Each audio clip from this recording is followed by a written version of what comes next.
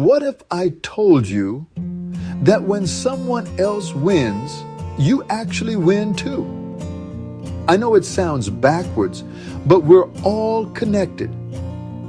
When you see someone else succeed, you're not looking at competition. You're looking at proof of what's possible. Their breakthrough shows you the path, expanding what you believe is available. By celebrating their success, you're aligning with the frequency of success, training your mind to see abundance. So here's a practice. The next time you feel a hint of jealousy, pause. Say their success is proof of what's possible for me too. Watch how that simple shift changes everything. You're not in competition. You're in collaboration with life itself.